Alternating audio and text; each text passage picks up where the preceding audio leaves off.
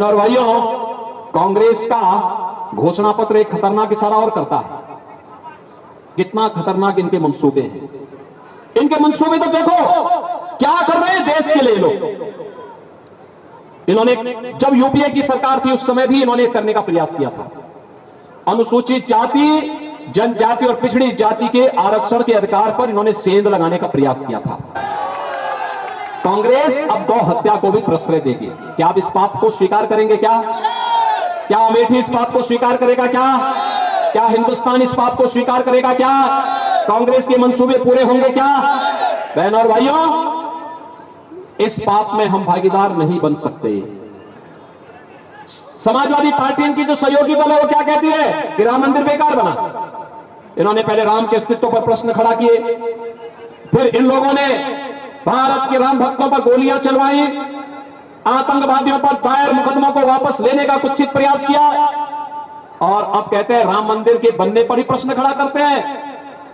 राम मंदिर का विरोध ये लोग करते हैं। इसका मतलब पाकिस्तान के साथ इनकी भावनाएं जुड़ रही हैं, और ऐसे लोगों को हमें कतई स्वीकार नहीं करना है। इन सब के मंसूबे आपको देख लिए ना। और अब तक देश के अंदर मोदी लहर थी, वो मोदी लहर अब एक सुनामी का रूप लेने जा रही है, क्योंकि जनता जनार्दन के मुंह से एक ही शब्द फूट रहा है, और बहनों और भाइयों वह है कि फिर एक बार अब। और मैं बधाई दूंगा सम्मान्य श्रीमती स्मृति ईरानी जी को। उन्होंने 5 वर्ष में जितना दौरा अमेठी लोकसभा क्षेत्र का किया, कांग्रेस की 4 पीढ़ियां उतना दौरा संयुक्त रूप से नहीं कर पाई थी। भारत माता की, भारत माता की, भारत माता की। वंदे वंदे वंदे। अमेठी की लोकप्रिय सांसद, केंद्रीय मंत्री, लोकसभा चुनाव 2024 में भारतीय जनता पार्टी राष्ट्रीय लोक दल के द्वारा समर्थित भारतीय जनता पार्टी की लोकप्रिय प्रत्याशी सम्मान्य श्रीमती स्मृति ईरानी जी, प्रदेश सरकार में मेरे सहयोगी मंत्री, लोकसभा क्षेत्र से जुड़े हुए आप सभी बहन और भाइयों का मैं हृदय से अभिनंदन करता हूं, स्वागत करता हूं। बहन और भाइयों, आपने 2019 में एक क्रांतिकारी निर्णय लिया, और उस निर्णय की धमक न केवल लखनऊ में थी बल्कि दिल्ली में भी सुनाई दे रही थी। बहनों और भाइयों, जब निर्णय सही होता है तो परिणाम भी सही होते हैं।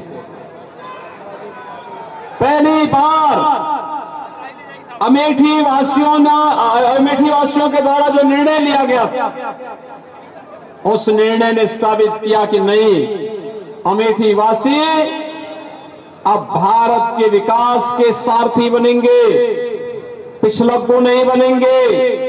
और मैं बधाई दूंगा सम्मान्य श्रीमती स्मृति ईरानी जी को। उन्होंने 5 वर्ष में जितना दौरा अमेठी लोकसभा क्षेत्र का किया, कांग्रेस की 4 पीढ़ियां उतना दौरा संयुक्त रूप से नहीं कर पाई थी। एक सजग और जागरूक जनप्रतिनिधि कैसे होना चाहिए? केंद्रीय मंत्री के अपने दायित्वों का निर्वहन करने, मंत्रालय के कार्यक्रमों से पूरे देश का भ्रमण करने के बाद मैं देखता था हर सप्ताह उनका दौरा अमेठी लोकसभा क्षेत्र के किसी न किसी विधानसभा क्षेत्र, किसी न किसी विकास खंड में, किसी न किसी गांव में और किसी नई योजना के साथ यहां पर देखने को मिलता था। बहनों और भाइयों, ये चीजें दिखाती हैं कि कैसे जब अच्छे जनप्रतिनिधि चुनते हैं तो परिणाम भी अच्छा ही आता है। और उसी अच्छे परिणाम के लिए एक बार फिर से आपसे अपील करने के लिए मैं आपके बीच आया हूं। बहनों और भाइयों, लोकसभा चुनाव के 3 चरण पूरे हो चुके हैं। पूरे देश के अंदर आधा चुनाव संपन्न हो चुका है और अब चौथे चरण का चुनाव कल है। कल फिर 10 राज्यों में 96 सीटों पर चुनाव है। यानी अब तक तीसरे चरण आते आते जो अब तक देश के अंदर मोदी लहर थी, वो मोदी लहर अब एक सुनामी का रूप लेने जा रही है, क्योंकि जनता जनार्दन के मुंह से एक ही शब्द फूट रहा है। और बहनों और भाइयों, वह है कि फिर एक बार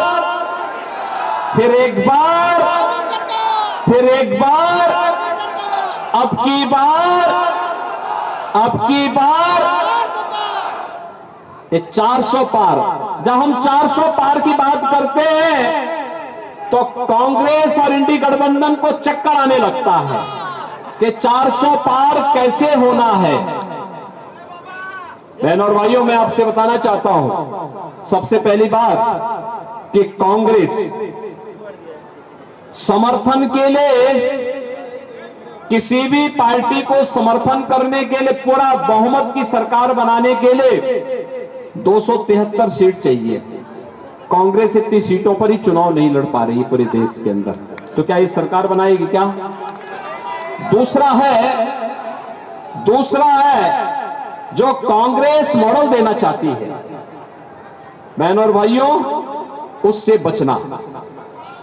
इसलिए बचना, मैं उसमें बाद में आता हूं।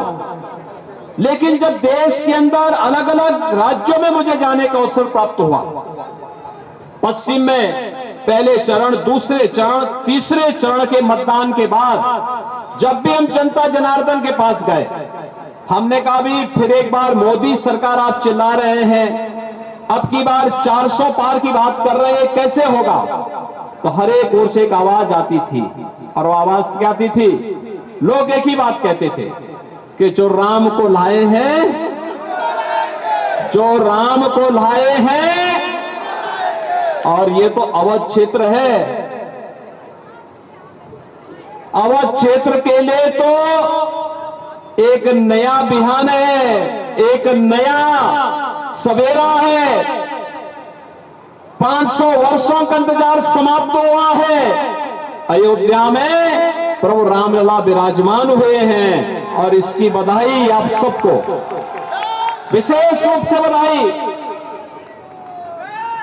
और पूरी लड़ाई को अगर आप देश के अंदर देखेंगे ना, मोदी जी के तीसरी बार आने का, प्रधानमंत्री बनने का 2 ही विरोध कर रहे हैं। 2 लोग कौन है? एक रामद्रोही है और एक पाकिस्तान है। यही 2 विरोध कर रहे हैं। पाकिस्तान को भी अच्छा नहीं लग रहा है, क्योंकि उसे मालूम है कांग्रेस के समय जब आतंकी विस्फोट होते थे तो कांग्रेस के नेता क्या कहते थे? कांग्रेस के नेता कहते थे सीमा पार से। आज तो नहीं है ना सीमा पर का आतंक। आज तो जोर से बम विस्फोट हो, कहीं पे पटाखा फट जाए ना, तो पाकिस्तान सबसे पहले सफाई देता है कि साहब मेरा हाथ नहीं है, क्योंकि उसे मालूम है ये मोदी जी के नेतृत्व में नया भारत है। ये छेड़ता नहीं है, लेकिन कोई छेड़ता है तो उसको छोड़ता भी नहीं है। और इसलिए बहनों और भाइयों, तुलसी बाबा ने तो पहले लिख दिया है, हो है वही जो राम रची राखा। और प्रभु राम की इच्छा क्या है कि मेरा भक्त फिर से तीसरी बार देश का प्रधानमंत्री बने। तो भगवान राम के परम भक्त मोदी जी को प्रधानमंत्री बनाना है, तो इस इतिहास की भूमि में फिर से इतिहास रचना है ना। एक दूसरा है कि मोदी जी के नेतृत्व में देश का सम्मान बढ़ा, देश की सीमाएं सुरक्षित हुई, आतंकवाद नक्सलवाद पूरी तरह नियंत्रित हुआ, विकास के बड़े बड़े कार्य हुए हैं, highway, railway, metro, 1 district 1 medical college. बहनों और भाइयों, हर घर नल की योजना,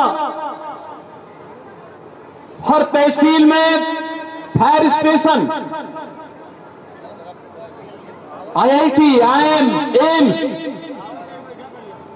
NIT, वर्ल्ड क्लास यूनिवर्सिटी बन रही है।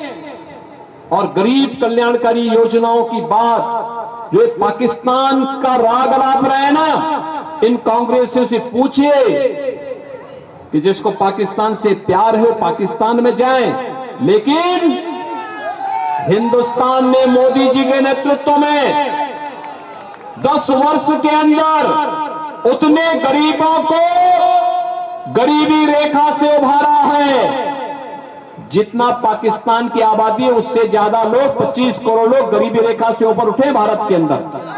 और पाकिस्तान के अंदर 23 से 24 करोड़ की आबादी भूखों मर रही है और भारत 80 करोड़ लोगों को फ्री में राशन की सुविधा का लाभ दे रहा है। यह है नया भारत।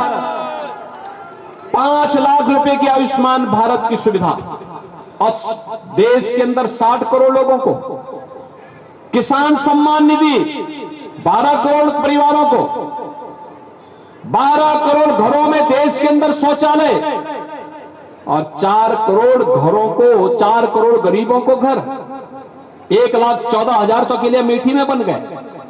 क्या कर रहे थे कांग्रेसी खानदान, क्या कर रहे थे लोग? यहां के गरीबों को मकान नहीं दे सकते थे, यहां के घरों में पानी नहीं पहुंचा सकते थे, नारी गरिमा के प्रतीक शौचालय नहीं बना सकते थे। लेकिन नहीं, ये तो दादी ने जो नारा दिया था 1970 में, पोता भी वही रटता जा रहा है। और जब इनसे पूछा गया कि क्या करेंगे, उन्होंने कहा गरीबी एक झटके में मिटा देंगे। कहा कैसे मिटाएंगे? उन्होंने कहा संपत्ति का सर्वे करवाएंगे। सर्वे करा करके और फिर इनके बुद्धिदाता आ गए, जैसा नाम वैसा काम। यानी उसने क्या कहा एक विरासत टैक्स लगा देंगे। विरासत टैक्स का मतलब जानते हैं ना, आपके बाप दादों की, आपके पूर्वजों की जितनी जमीन और जितना भी मकान होगा, जितनी प्रॉपर्टी होगी, जितना जेवरात होगा, इसमें से आधे पर एक कांग्रेस के लोग जबरन कब्जा करने का प्रयास करेंगे। ये इनका विरासत टैक्स है। यानी अब इनके अंदर औरंगजेब की आत्मा भी घुस गई है, जो जजिया कर आप पे लगाना चाहती है। क्या आप इसको स्वीकार करेंगे? क्या अपनी संपत्ति का बंदर बांट करने देंगे? क्या कांग्रेसियों को गुंडागर्दी करने की छूट देंगे? क्या बहनों और भाइयों, कांग्रेस का घोषणा पत्र एक खतरनाक इशारा और करता है। कितना खतरनाक इनके मंसूबे हैं। इनके मंसूबे तो देखो, क्या कर रहे हैं देश के लिए लोग। इन्होंने जब यूपीए की सरकार थी उस समय भी इन्होंने करने का प्रयास किया था। अनुसूचित जाति, जनजाति और पिछड़ी जाति के आरक्षण के अधिकार पर इन्होंने सेंध लगाने का प्रयास किया था। भारतीय जनता पार्टी और एनडीए ने उस समय विरोध किया था। हम लोगों ने कई दिनों तक संसद में विरोध किया। कहा था बाबा साहब भीमराव अंबेडकर ने कहा है, बाबा साहब भीमराव अंबेडकर ने क्या कहा था? धार्मिक आधार पर आरक्षण। के बाद इन्होंने प्रयास किया, जस्टिस राजेंद्र सच्चर की अध्यक्षता में एक कमेटी गठित की। इन्हें लगा कि धार्मिक आधार पर तो ये नहीं दे सकते। इन्होंने बैकडोर से क्या किया कि मुस्लिम समाज की कुछ जातियों को अनुसूचित जाति में शामिल करके अनुसूचित जाति के आरक्षण के अधिकार में सेंध लगाने का प्रयास किया। इसका भी विरोध किया गया और जब भारतीय जनता पार्टी ने विरोध किया तब इन लोगों के मंसूबे पर पानी फिरा। कांग्रेस फिर से कहती है जातीय जनगणना करेंगे। जातीय जनगणना क्यों करेंगे? क्योंकि जातियों को आपस में लड़ाएंगे। आपस में लड़ाने के बाद फिर कहेंगे कि भाई आप तो अपना पहले झगड़ा फरियाइए और फिर आपस में झगड़ा लगा करके आपके आरक्षण को ये लोग फिर बांटेंगे। कोई मुसलमान को देगा, कोई किसी और को देगा और फिर बंदर बांट करके आपसे कहेंगे कि भाई आप में तो झगड़ा था इसलिए हमने आपका दे दिया और फिर भारत के नए विभाजन की नींव तैयार करेंगे। क्या आप इसको स्वीकार करेंगे? क्या क्या हिंदुस्तान इसको स्वीकार करेगा? क्या बहन और भाइयों, इनके मैनिफेस्टो में एक खतरनाक बात और देखने को मिली। कांग्रेस क्या कहती है? कांग्रेस कहती है अगर इनकी सरकार बनेगी तो वह अल्पसंख्यकों की रुचि के अनुसार खान पान की स्वतंत्रता देंगे। कौन सा ऐसा खान पान है जी जो बहुसंख्यक को नापसंद हो और अल्पसंख्यक को पसंद हो? बहनों और भाइयों, रोटी सब खाते हैं, चावल सब खाते हैं, खिचड़ी सब खाते हैं, खीर सब खाते हैं, फल भी सब खाते हैं, लेकिन एक जगह के ठहर जाता है। जब मुसलमान गौ मांस की तरफ जाता है तो हिंदू उसका विरोध करता है, कहता नहीं, ये नहीं स्वीकार होगा। कांग्रेस अब गौ हत्या को भी प्रश्रय देगी। क्या आप इस पाप को स्वीकार करेंगे? क्या अमेठी इस पाप को स्वीकार करेगा? क्या हिंदुस्तान इस पाप को स्वीकार करेगा? क्या कांग्रेस के मंसूबे पूरे होंगे? क्या बहनों और भाइयों, इस पाप में हम भागीदार नहीं बन सकते। अरे पहले तो 500 वर्षों का इंतजार समाप्त होकर के अयोध्या में रामलला विराजमान हुई। अयोध्या में राम मंदिर में कितने रोड़े इन्होंने अटकाए। इनके बुद्धिदाता क्या कहते हैं? भारत के अंदर राम मंदिर का निर्माण नहीं होना चाहिए। समाजवादी पार्टी इनकी जो सहयोगी दल है वो क्या कहती है कि राम मंदिर बेकार बना।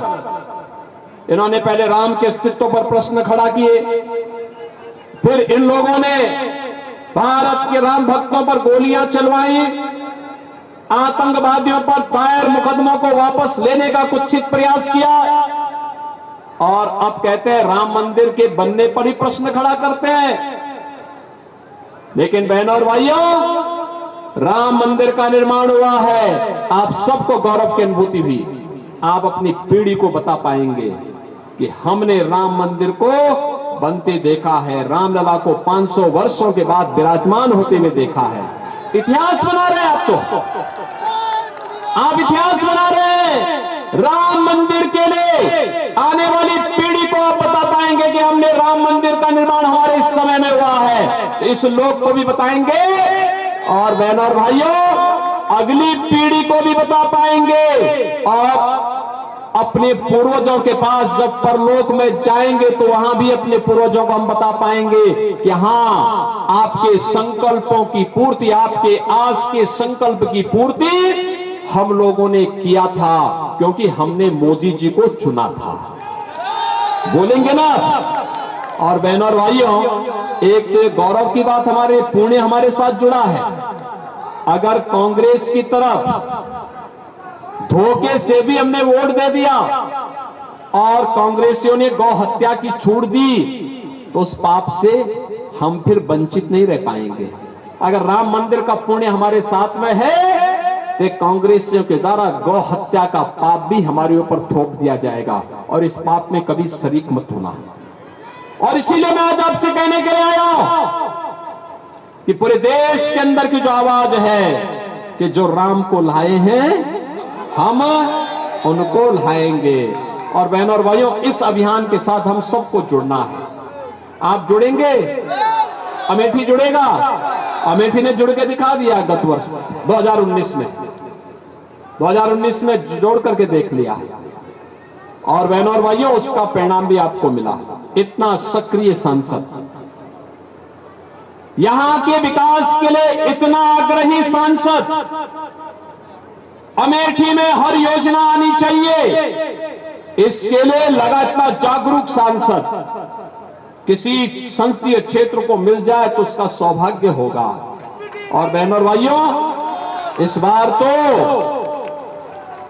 गौरीगंज के हमारे सभी प्रतिनिधि आपके साथ में हैं, बीजेपी के साथ में हैं। सबने कहा, आपने देखा ना, मैं तो अमेठी और रायबरेली की जनता का इसलिए अभिनंदन करूंगा कि आपने जिन्हें भी अपना प्रतिनिधि चुना। अगर राम मंदिर का विरोध कांग्रेस ने किया तो उन्होंने कांग्रेस ने, समाजवादी पार्टी ने किया तो उन्होंने समाजवादी पार्टी से विद्रोह किया। कहा कि भाई देखो, सब कुछ स्वीकार करेंगे लेकिन राम का अपमान स्वीकार नहीं करेंगे।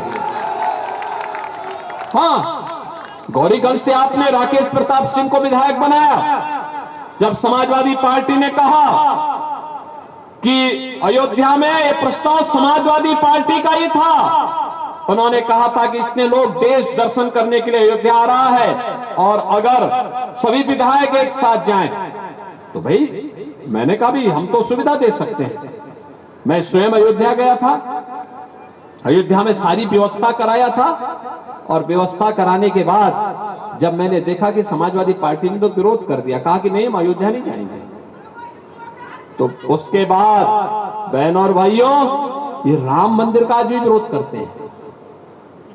इनको राम मंदिर से परहेज है। भारत के अंदर राम और राष्ट्र एक दूसरे के पूरक है, अलग करके देखा ही नहीं जा सकता। और राम मंदिर का विरोध ये लोग करते हैं, इसका मतलब पाकिस्तान के साथ इनकी भावनाएं जुड़ रही हैं और ऐसे लोगों को हमें कतई स्वीकार नहीं करना है। इन सब के मंसूबे आपको देख लिए ना, और इसीलिए मैं धन्यवाद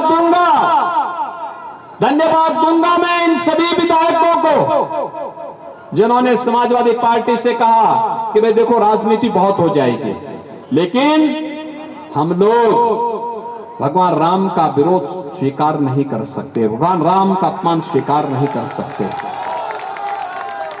राकेश प्रताप सिंह ने भी विरोध किया, रायबरेली में पांडे जी ने विरोध किया, उन्होंने कहा कि नहीं ये सब कुछ हो सकता है, लेकिन अगर भगवान राम का विरोध करोगे तो फिर हम इसका मुंह तोड़ जवाब देंगे, चाहे वह कोई भी क्यों ना हो। और बहनों और भाइयों, आज तो पूरी अमेठी एक बार फिर से भारतीय जनता पार्टी की लोकप्रिय प्रत्याशी सम्मान्य स्मृति जी के समर्थन में खड़ा हुआ है। और इसलिए मैं आप सबके लिए आपसे अपील करूंगा कि बहनों और भाइयों, पंचम चरण में आपको मतदान करना है। एक चरण, चौथा चरण कल है और पांचवा चरण 20 मई को है। और 20 मई के लिए मैं आपसे अपील करूंगा, देश के सम्मान के लिए, देश की सुरक्षा के लिए, विकास के लिए, गरीब कल्याण के लिए, विरासत और विकास की बेहतर समन्वय के लिए, आत्मनिर्भर और विकसित भारत की मोदी जी की संकल्पना के लिए मोदी जी को तीसरा कार्यकाल चाहिए। और इसलिए बहनों और भाइयों, उस तीसरे कार्यकाल के लिए मोदी जी आपके द्वारा एक एक वोट जो दिया जाएगा ना, कमल के फूल पर अमेठी में जो पड़ेगा वो सीधे मोदी जी के पास जाएगा, मोदी जी को संबल प्रदान करेगा, मोदी जी को देश का प्रधानमंत्री बनाने में सहायक होगा। और इसके लिए आपको अपना समर्थन देना, अपना आशीर्वाद देना है। सहमत हैं? सभी सहमत हैं? पूरी अमेठी सहमत है? भारी बहुमत से एक एक घर जाएंगे, मोदी जी का प्रतिनिधि बनकर के, स्मृति जी का प्रतिनिधि बनकर के घर घर जाकर के लग जगाएंगे, भाजपा को जिताएंगे, कांग्रेस के चटकारों की जमानत जब्त कराएंगे, आतंकवाद और पाकिस्तान समर्थकों की जमानत जब्त कराएंगे, अमेठी की जनता को विकास से वंचित रखने वालों की जमानत जब्त करवाएंगे।